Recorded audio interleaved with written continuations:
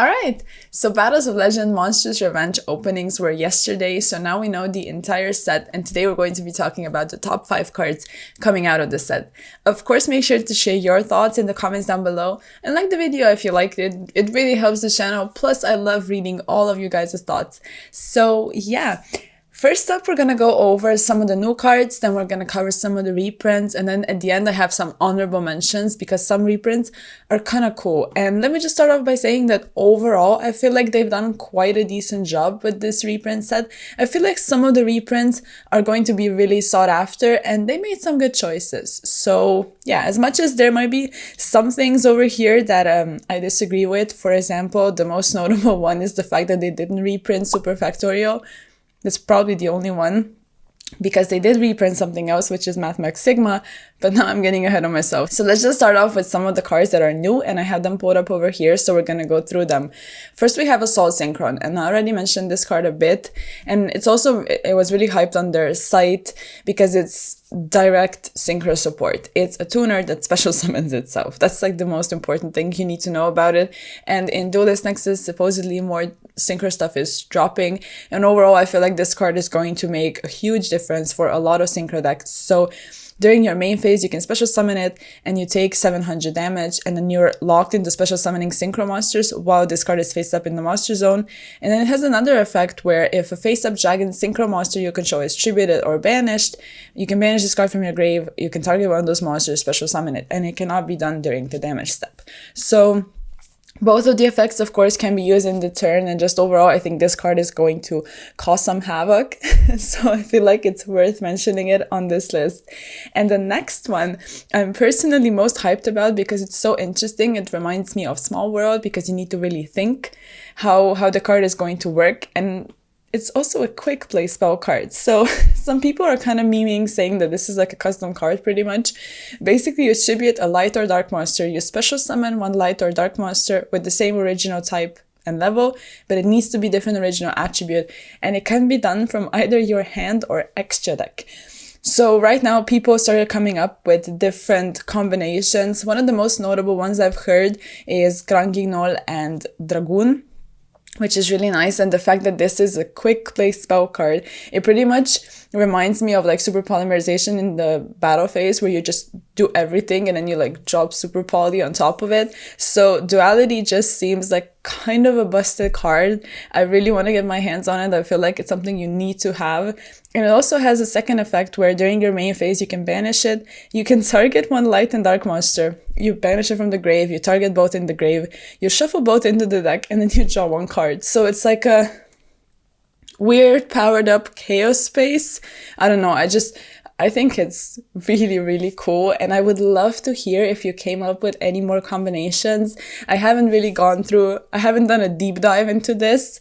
Pretty much right now I'm only speaking from what I've heard and like read on Twitter or something. So if you have any more ideas, I would love to know them.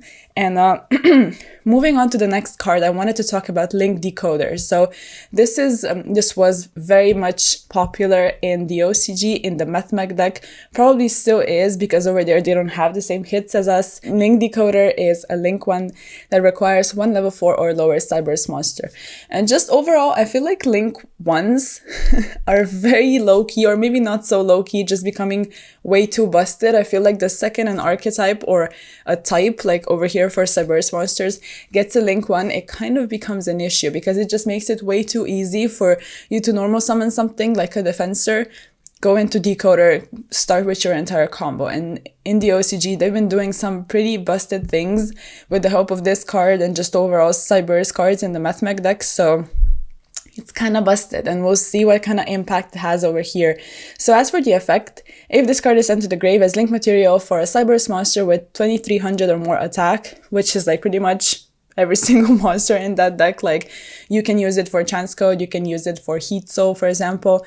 You can special summon this card but banish it when it leaves the field. So not only does it act as a body you can go into, so you get your stuff in the graveyard, so it triggers, it's pretty much also like a way for you to trigger Parallel Exceed. It's another, I said it so weirdly, it's a way for you to trigger Paralilac Seed, and it's also another body on top of it. It gets banished, but whatever, it's done its job. So I feel like this is going to be really, really nice. And as for the notable reprints, important cards, I also wanted to include on this list, the fourth card on this list is actually going to be two cards, which is Ratovara Messir and also Water Enchantress of the Temples. So Ratovara Messir was announced, but we didn't know if the entire expensive portion of the adventure engine is going to be reprinted as well, and now we got a reprint, and this is very much needed. Cards shouldn't be at that price point when they were printed last year in January. That's actually kind of insane if you think about it. I think it's cool that people are going to be able to get their hands on them. And another card more people will be able to acquire is Zeus.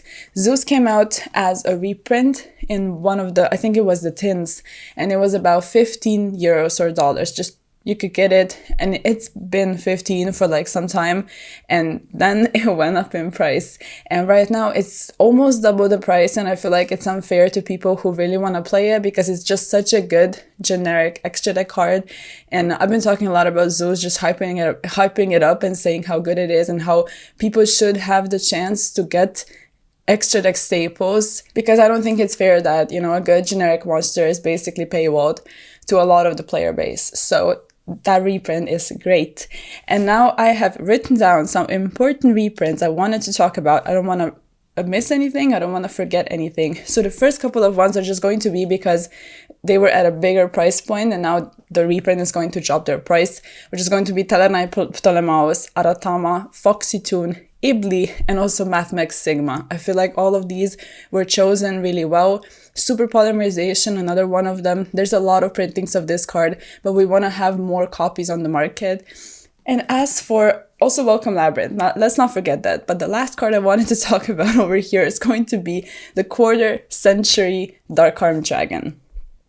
I'm hyped. It's pretty much all I wanted to say. I really want to get it. It's a Quarter Century Secret Rare dot, so like, that's the way I want to round up today's video. Let me know which card is your favorite from the set, just like this one probably is for me.